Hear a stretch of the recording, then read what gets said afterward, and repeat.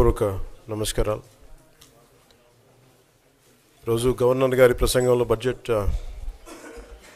సంబంధించిన ప్రసంగంలో గవర్నర్ గారు ప్రసంగిస్తున్నప్పుడు గత ప్రభుత్వంలో ఉన్న నాయకులు, వారి సభ్యులు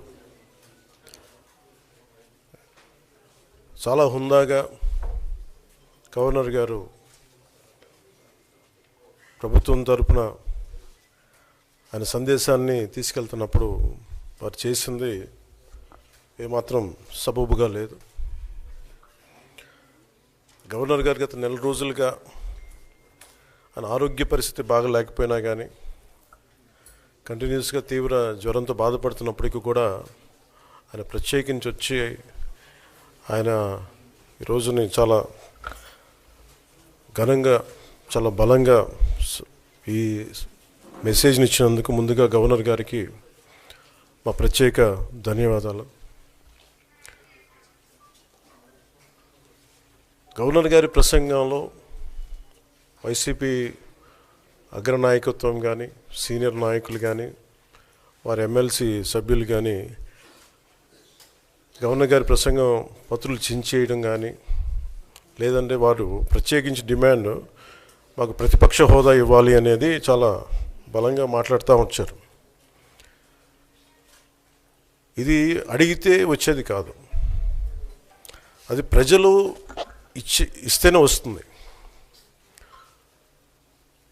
బేసిక్గా ఒకటి హయ్యెస్ట్ మెజారిటీ ఎవరికి ఉంది వాళ్ళు ప్రభుత్వం ఫామ్ చేస్తారు. వాళ్ళకంటే నెక్స్ట్ స్టేజ్ ఎవరికి ఉంటే వాళ్ళకి ప్రతిపక్ష హోదా ఇస్తారు.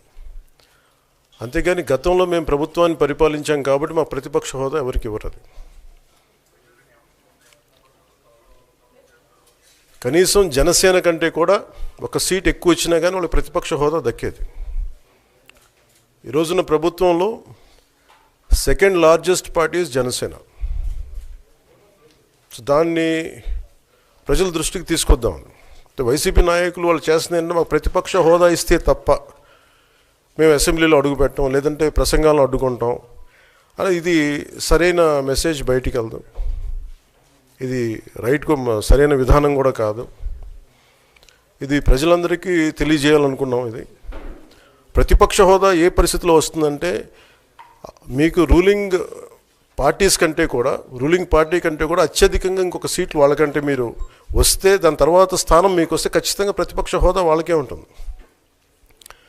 21 సీట్లు ఉన్న జనసేన, 11 సీట్లు ఉన్న వైసీపీకి ప్రతిపక్ష హోదా ఎలా వస్తుంది? మేము వస్తే తప్ప మేము అసెంబ్లీకి రాము, ఇలా గవర్నర్ ప్రసంగాలను అడ్డుకుంటాం అనేది ఇది సరైనది కాదు. ఇది ప్రజలందరికీ కూడా తెలియచేస్తున్నాం ఈ సందర్భంలో. అందుకని ఇది భవిష్యత్తులో కూడా మేము కోరుకునేది వైసీపీ నాయకుల్ని, మీకు ప్రతిపక్ష హోదా ఇవ్వకపోయినా ప్రజలు మీకు 11 సీట్లు ఇచ్చారు, దాన్ని గౌరవించి మీరు అసెంబ్లీకి రండి. మీ స్థాయికి తగ్గట్టుగా మీకు మీకు ఎన్ని ప్రశ్నలు అడగాలో దాన్ని తగ్గట్టుగా ఇస్తారు మీకు. ఇవన్నీ దాటి మన స్పీకర్ గారు కూడా చాలా గౌరవంగా, వాళ్ళు 11 సీట్లు వచ్చినప్పటికీ కూడా చాలా గౌరవంతో ఇంతకాలం వాళ్ళకి ఇస్తూ వచ్చారు. ప్రశ్నోత్తరాల సమయంలో కూడా ఆయనకి ఇచ్చారు. గతంలో కూడా ఇవన్నీ ఆయన రావడానికి కూడా ఆయన ఎలా రావాలి, ఏం చేయాలి, దానికి కూడా చాలా ఏమాత్రం ఇబ్బంది పెట్టకుండా గతంలో కూడా చేశారు. ఫస్ట్ మనకి గవర్నమెంట్ ఫామ్ అయిన తర్వాత కూడా వీటిని దృష్టిలో పెట్టుకొని వైసీపీ కొంచెం హుందాగా వ్యవహరించాల్సిన అవసరం ఉంది. వైసీపీ నాయకులకు కూడా మీకు బాధ్యత ఉంది. గవర్నర్ గారి ప్రసంగాన్ని మీరు ఆ విధంగా మీరు ప్రశాంతంగా విని దాన్ని వచ్చే జరుగుతున్న సమావేశాల్లో మీరు దాని మీద లోటుపాట్లు మీరు చెప్తే బాగుంటుంది తప్ప ఇలా కూర్చోబెట్టి అరుపులు కేకలు ఇది సమంజసంగా లేదు. అంటే అర్ధాంతరంగా ప్రతిదానికి అసెంబ్లీలోకి రాగానే గొడవ పెట్టుకోవాలి, దేన్నైనా విభేదించాలనేది ఇది చాలా లో లెవెల్ ఆలోచన విధానం, లో లెవెల్ స్ట్రాటజీ. అది ప్లీజ్ మీరు అప్గ్రేడ్ అవ్వండి, మీరు అప్లిఫ్ట్ చేసుకొని మీరు కూర్చోబెట్టి డెమోక్రటిక్ ప్రాసెస్కి గౌరవం ఇవ్వండి. మనస్ఫూర్తిగా వైసీపీ నాయకులకి ఇది నా విన్నపం, నా విజ్ఞాపన. This what I would like to say. And నిజంగా కావాలి అంటే మీరు ఈ 5 సంవత్సరాల్లో మీరు ప్రతిపక్ష హోదా మీకు రాదు. అది మీరు మెంటల్గా ప్రిపేర్ అయిపోండి. 11 సీట్లతోటి మీకు ప్రతిపక్ష హోదా ఇవ్వబడదు. రాదు. ఎందుకంటే ఇట్ ఈస్ చంద్రబాబు గారు, గౌరవ ముఖ్యమంత్రి చంద్రబాబు గారు డిసైడ్ చేసేది కాదు, జనసేన డిసైడ్ చేసేది కాదు. దానికి రూల్స్ ఉన్నాయి, దానికి రెగ్యులేషన్స్ ఉన్నాయి, నామ్స్ ఉన్నాయి. ఉదాహరణకి నేనే ప్రభుత్వం, మన కేంద్ర ప్రభుత్వం ఫార్మేషన్కి మేము వెళ్ళినప్పుడు పార్లమెంటరీ లీడర్ని ఎన్నుకోవాలి మనం కూర్చున్నప్పుడు, ఎన్డీఏ పక్ష నాయకుడు ఎన్నుకోవాలనుకున్నప్పుడు నేను నాయకుల స్థాయిలో నేను కూర్చున్నాను. అదే నేను ఇక్కడ మంత్రిగా ప్రమాణ స్వీకారం చేసేటప్పటికి నన్ను ప్రధానమంత్రి గారి పక్కన నన్ను కూర్చోబెట్టలా.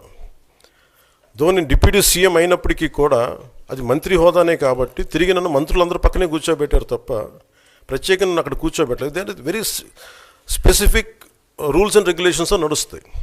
ఉదాహరణకి పొద్దున కూడా స్పీకర్ గారు ఎదురొస్తే, నేను అసెంబ్లీలోకి అడుగు పెడతా ఉంటే స్పీకర్ గారు ఎదురొచ్చారు. మనకి వచ్చి ఆయన కూడా ఆయనతో పాటు రండి అని వెళ్తుంటే ముందుకు తీసుకెళ్తుంటే నాకు అనిపించింది, సార్ ఇది డిప్యూటీ సీఎంకి ప్రోటోకాల్ ఉండదు, ఓన్లీ ముఖ్యమంత్రి గారు, స్పీకర్, మనకు కౌన్సిల్లో ఉండే చైర్మన్ ఆయనే మీరు చేయాల్సింది తప్ప ఇది మేము ఉండేది కాదని చెప్పి నేనే వెళ్ళిపోయాను. ఎందుకంటే మేమే ప్రోటోకాల్స్ బ్రేక్ ఎందుకు చేయమంటే మాకు లేని ప్రోటోకాల్ మేము అడగం. అలాగే వైసీపీ నాయకత్వం కూడా గుర్తించాల్సింది, ఇది మీకు హోదా ఇవ్వబడదు. ఇది చంద్రబాబు గారు ఆప్ చేస్తేనే కాదు, ఇది ఎవరు ఆప్ చేసింది కాదు, మీకు ప్రజలు మీకు ఇవ్వలేదు. మీకు అది మీరు దృష్టిలో పెట్టుకొని మీరు ప్రవర్తించాల్సింది మనస్ఫూర్తిగా నేను వారిని కోరుకున్నాను. అంతేగాని వారిని ఎక్కడ అవమానం పరచాలని కానీ వారిని తగ్గించాలని కానీ లేదు. 175 సీట్లు కేవలం 11 సీట్లు ఇచ్చారు వాళ్ళకి. ఆ దృష్టిలో పెట్టుకొని ప్రవర్తించవలసిందిగా మనస్ఫూర్తిగా వారికి కోరుకుంటూ మీకు తెలియజేసుకున్నాను. Thank you.